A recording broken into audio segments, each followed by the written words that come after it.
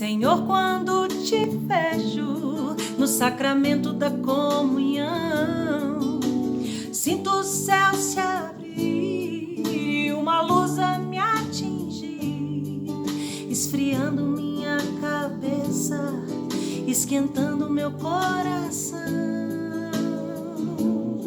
Senhor, graças e louvores sejam dados a todo momento. Quero te louvar na dor, na alegria e no sofrimento. E se em meio à tribulação eu me esquecer de ti, ilumina minhas trevas com tua luz.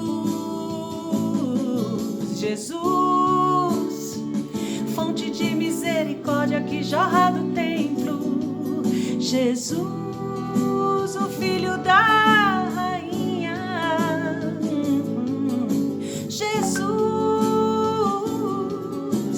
rosto divino do homem. Jesus, rosto humano de Deus.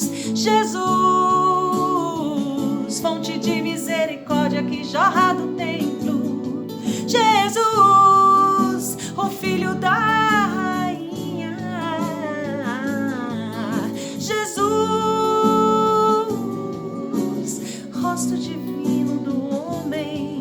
Jesus, rosto humano de Deus. Chego muitas vezes em tua casa, meu Senhor, triste e abatido, precisando de amor. Mas depois da comunhão, tua casa é meu coração. Então sinto o céu dentro de mim.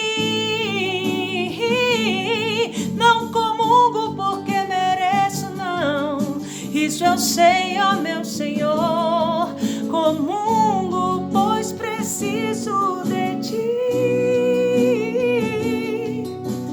Quando faltei à missa, eu fugia de mim, de ti.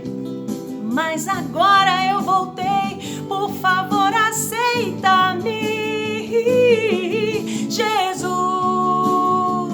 fonte de misericórdia que jorra do templo. Jesus, o Filho da Rainha.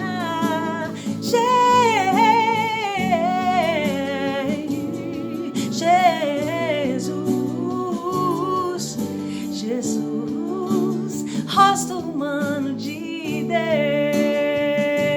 Deus. Jesus, fonte de misericórdia que jorra do templo. Jesus, o Filho da Rainha. Jesus, rosto divino do homem. Jesus, rosto humano de